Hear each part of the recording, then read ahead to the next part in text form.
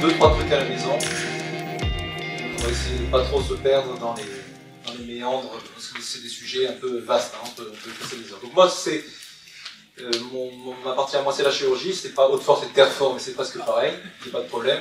Clinique Jean Villard à Bruges. Et donc, comme l'a dit Jérôme, j'ai une coloration plus chirurgie conservatrice, c'est-à-dire que je dois vous apprendre peut-être qu'il n'y a pas que la prothèse de hanche, hein, qu'un chirurgien orthopédiste ne perd pas les hanches que pour mettre des prothèses.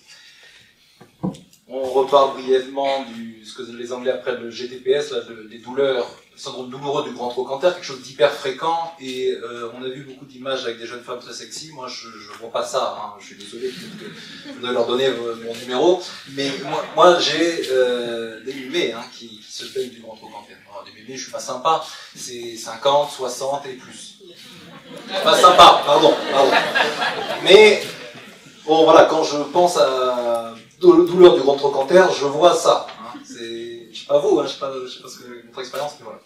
Bon, donc c'est la triade de la tendinite, je vous apprends rien, douleur à la compression, Jamie nous l'a dit, la palpation c'est important, douleur à l'étirement, on l'a bien vu, toutes ces mauvaises manies qu'on peut avoir les uns les autres à se mettre en abduction, paradoxalement, ben ça fait mal aux abducteurs de hanche qui sont les fessiers, hein, petits moyens fessiers. Donc douleur à la palpation, douleur à l'étirement et à la contraction contre résistance. Si on a les trois, c'est probablement le tendon. C'est très fréquent, vous voyez, on a parlé beaucoup de lombalgie tout à l'heure, et c'est même présent chez 20% des lombalgiques. Je me demande si tu n'as pas une ancienne version de ma présentation, camarade. Mais c'est pas grave, on va aussi. Ouais. Je suis un petit garçon, j'aime bien peaufiner et changer 2-3 petits détails. Je n'avais pas présenté ça comme ça. Il n'y a pas de problème, hein. On va y arriver. Vas-y, c'est bon, je t'ai oublié de te dire. Yes, tu vois. Je vous avais dit, c'était pour être encore plus succinct. Donc 2 pour 1000. 2 pour 1000 sur l'incidence, quelque chose de relativement fréquent quand même. Plus tôt les femmes. Donc différentes étiologies dans ces douleurs du grand trochanter, la région trochantérienne, la fameuse bursite, les lésions tendineuses, j'ai marqué rupture, ça peut être partiel, etc. On va en parler.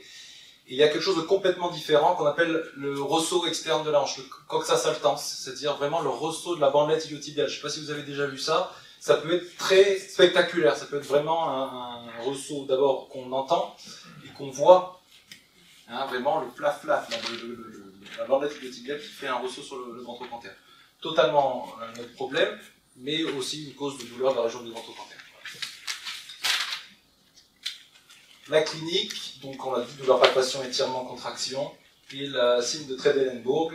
Moi aussi j'ai été voir un petit peu ce que font nos collègues américains, et on a ici des bonnes images qui expliquent, bon, vous savez que c'est les abducteurs de hanche, hein, les fessiers, et pourtant on a le bassin qui bascule dans l'autre sens, parce que justement quand on est en appui unipodal du côté pathologique, en fait les abducteurs ne permettent pas de garder l'horizontalité du bassin, donc le bassin va tomber, et pour éviter que le malade tombe avec son bassin, eh bien, il va pencher l'épaule du côté sain.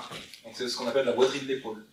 C'est-à-dire qu'il est là, son moyen fessier n'est pas capable de le tenir en unipodal, on teste la single leg stance, pas capable de faire ça, donc il va tomber, il va se casser la gueule, mais en fait il ne veut pas tomber, donc il va se pencher de l'autre côté. Donc la boiterie de Trendelenburg, c'est ça. Les tests cliniques, hein, j'ai rien inventé, rotation interne contre résistance. En flexion, pour être un peu plus spécifique sur les fessiers. Des sensibilités, des spécificités assez intéressantes. Dans les examens complémentaires, l'échographie, relativement facile d'accès, pas hyper spécifique. On voit la bursite, on voit une dédifférenciation, une hypoécogénicité du tendon, c'est plutôt suspect, mais quand on est sur quelque chose de chronique qui dépasse, on va dire, 3 mois de traitement médical, on va à l'imagerie. S'il y a un doute, on va facilement à l'IRM, et on va parler un petit peu de ce qu'on peut voir à l'IRM. Ce petit diapo là pour vous dire que la bursite, c'est virtually non existent. C'est-à-dire que c'est très souvent, en fait, secondaire à une lésion sous-jacente. Il y a une bourse, la bourse elle existe. Quand on ouvre une hanche normale sans tendinopathie des fessiers, ce que je fais quand même de temps en temps, et ben, il n'y a pas de bourse en fait. Hein. Enfin, il n'y a rien. Ça n'existe pas. Quoi. Et donc quand il y a enfin, je veux dire, visuellement, on la voit pas. Il n'y a aucune raison d'avoir sur une imagerie une grosse bourse, une bourse qui est gonflée, c'est qu'il y a quelque chose de sous-jacent. Donc c'est des gens très sensés, c'est des rhumatologues qui disent ça, donc on ne peut pas leur dire qu'ils poussent à la consommation, mais donc très sincèrement, la bursite chronique, quoi, en fait très souvent, il y a une tendinopathie en dessous. Et moi d'ailleurs, la première personne que j'ai opérée pour une tendinopathie des fessiers, en fait j'étais parti pour une bursite, une bursectomie, parce que sur l'imagerie, il y avait une telle bourse hyper inflammatoire que tout le monde se disait mais mon Dieu, qu'est-ce que c'est que cette énorme bourse, il va falloir, on ne peut pas le laisser comme ça, le mal est très douloureux, et là, voilà, une rétraction du tendon de 4 cm, et on comprend bien pourquoi, a posteriori, il y avait cette énorme inflammation sur une rupture, en fait, Parfois l'imagerie est très parlante, il n'y a pas besoin d'être un fin clinicien ni un grand imageur là, pour savoir. Là, on a la facette latérale du grand trochanter, le vide intersidéral et le tendon qui est là-haut. Là, il y a un gros hématome, c'est une rupture traumatique, ça arrive de temps en temps. Là, le diagnostic il est assez aisé, mais c'est pas si facile que ça la plupart du temps, et c'est pour ça qu'il y a des mecs qui ont décrit disons un chemin step by step là, pour analyser son image et qu'est-ce qu'on cherche, où et quoi. Donc sur les coupes axiales, en T2 FATSAT, là, on va aller chercher une atteinte de la face profonde du tendon qui va se manifester par un hypersignal, c'est-à-dire du liquide, entre l'os et le tendon. On va voir aussi, on va essayer d'évaluer la taille du TFL, parce que quand on a une atteinte chronique des fessiers, on va avoir par compensation une hypertrophie du TFL. Et on va regarder les facettes, les zones d'insertion dont on a parlé tout à l'heure, et je vais y revenir. De la même façon, sur les coupes coronales, on va évaluer la face profonde de notre tendon, et on va pouvoir voir si le tendon du moyen fessier fait plus de 2 cm. S'il fait plus de 2 cm, c'est en faveur d'une rupture interstitielle, d'une élongation du tendon, c'est pathologique. La bourse, on les verra mieux en coupe coronale. Et sur une coupe coronale, mais cette fois T2, pas FATSAT. FATSAT, c'est pour éliminer le signal de la graisse. T2 standard, on va avoir la graisse, l'atrophie graisseuse. Pour voir en fait sur des lésions qui sont chroniques et anciennes, on aura une dégénérescence graisseuse du muscle. Et là, probablement qu'on a raté notre coup. Enfin, c'est un peu trop tard pour parler de chirurgie. Un peu d'anatomie donc. Les facettes latérales, supérieures et postérieures et antérieures. Sur les facettes postéro-supérieures et latérales, le moyen fessier. Sur la facette antérieure, le petit fessier. Idem là sur une pièce anatomique. Supérieure et postérieure, latérale, moyen fessier, antérieure, petit fessier. Coupe IRM, coronale, la partie postéro-supérieure du grand trochanter, et là l'insertion de la partie épaisse du tendon qui est issue de la portion centrale du muscle. Deuxième coupe coronale qui passe cette fois par la facette latérale où on voit l'insertion de la lame antérieure issue de la face profonde qui est considérée comme étant un petit peu accessoire, enfin en tout cas moins importante que l'insertion sur la facette postéro-supérieure. Et d'ailleurs quand on faisait des prothèses par voie antéro-externe de Tomine ou Ardinge, là, on coupait ça, on coupait la lame antérieure de la face profonde du tendon du moyen fessier. On a, en tout cas pour ma part, complètement arrêté, mais c'est une technique qui se pratiquait de façon assez régulière, et même dans certains centres encore, il y a des gens qui mettent les prothèses de hanche par cette voie d'abord, en passant au travers de la lame antérieure du moyen fessier. Ce qu'on voit là, hein, sur la coupe, donc les 3 flèches là, c'est la facette latérale et l'insertion du moyen fessier, et cette petite flèche là, c'est la bandelette iliotibiale. Vous voyez qu'il y a ici, dans cette zone latérale du grand trochanter, un contact très intime là avec l'os, et ça peut, c'est ici où il peut y avoir des ressauts. Et donc là, sur une coupe axiale, cette fois, on va chercher la facette antérieure. Vous voyez, postérieure, là c'est l'espèce de bec du grand trochanter, et un peu plus haut, on aura l'insertion du moyen fessier. Et un peu plus bas, en avant, ici à le col du fémur, on aura l'insertion du petit fessier. Okay, donc sur ces trois coupes, on va chercher en fait un hypersignal, ici, là, à la phase profonde entre l'os et le tendon. Ou alors carrément un hypersignal diffus de tout le tendon, ou carrément une disparition du tendon, qui sera en faveur d'une rupture complète. Trois types de lésions. Savoir qu'en termes de fréquence, la plus fréquente, c'est les lésions de la face latérale. Il y a des lésions, donc, comme je vous disais, à la face profonde, ça s'appelle des pasta à l'épaule, c'est une lésion de la face profonde, et c'est sans doute pour ça, on va voir tout à l'heure, il y a une vidéo chirurgicale, mais je pense que c'est sans doute un biais de l'étude que tu présentais tout à l'heure, parce qu'en fait, ces lésions de face profonde, si tu vas mettre ta caméra, ou même que tu ouvres le malade, en fait, tu ne la vois pas. Il faut ouvrir le tendon pour aller voir la face profonde, aviver la face profonde, et ensuite le réinsérer.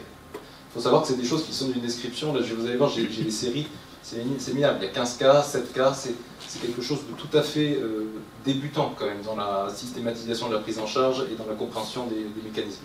C'est un petit peu, moi je compare ça à l'arthroscopie de l'épaule il y a 15-20 ans, c'est-à-dire qu'on est au début, je pense, de la compréhension et de la description des pathologies et de la prise en charge, etc. En tout cas du versant chirurgical. Et donc, ok, donc il y a les lésions de face profonde ou les lésions complètes. Une lésion complète rétractée, on va avoir tendance à vouloir l'opérer assez ouvert parce que vous voyez, là il y a une rétraction qui est de l'ordre de 5 à 7 cm. Ici, il y a le grand trochanter, là. Ici, il y aurait l'insertion, on a les quelques fibres là, du vaste latéral. Ici, il y a le sommet du grand trochanter. Et là, il y a le tendon qui devrait être ici, là. Donc, qui est rétracté, vous voyez, de 5-7 cm. Une fois qu'on a fait une libération extensive du tendon, on peut essayer d'aller le réinsérer sur des ancres et faire une fermeture complète de toute la chape là, du moyen fessier sur là où il devrait être. Et puis sinon, sur des lésions un peu moins spectaculaires, mais quand même bien présentes, on a la sous-arthroscopie, on a ouvert la bande iliotibiale et on a dégagé le tendon. Vous voyez ce qu'on prenait avec la pince là, c'était le tendon du moyen fessier pour voir s'il est rétracté, enfin il est mobile et qu'on peut aller le ramener. On a là sur la gauche, hop, la facette latérale du grand trochanter qu'on a avivé un petit peu. Vous voyez, c'est un peu jaune saignant. C'était avivé, on a enlevé tous les tissus fibrotiques.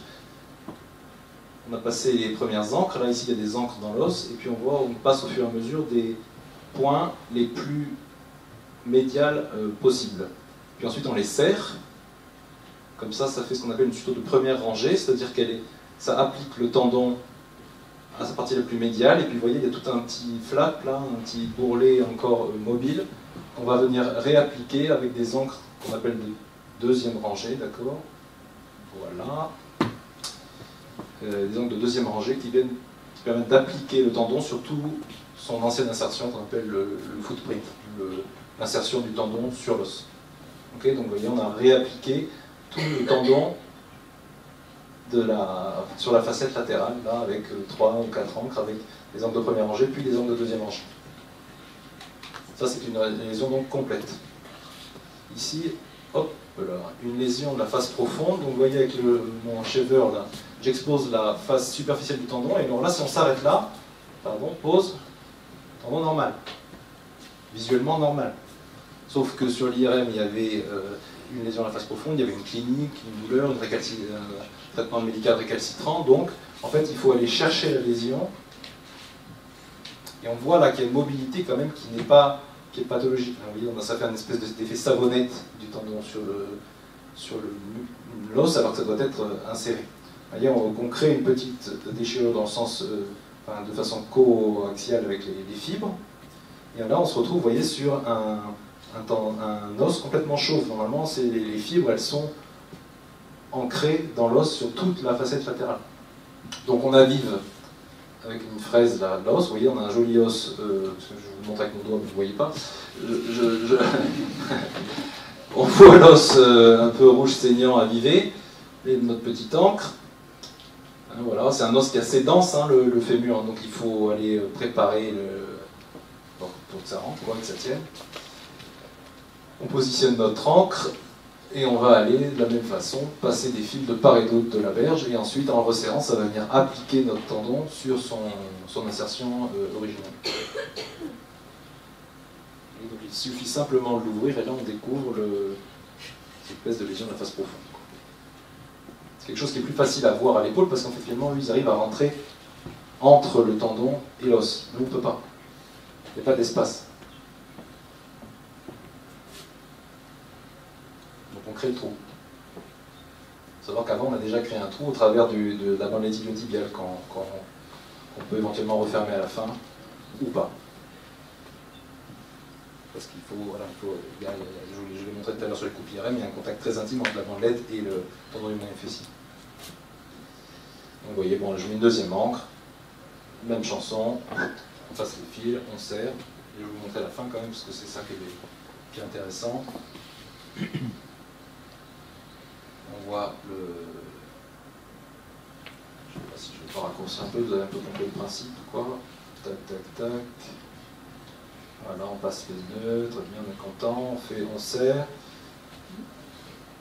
Et voilà, vous voyez, la lésion qu'on avait créée est refermée, mais aussi ça permet d'appliquer le tendon à sa face profonde sur l'os, sur un os qui a été avivé et qui on l'espère en tout cas, pourra cicatriser. Donc vous voyez, c'est un petit schéma qui illustre le truc. Vous voyez, on est passé au travers du tendon sur deux encres là sur le schéma pour réappliquer le tendon sur l'os.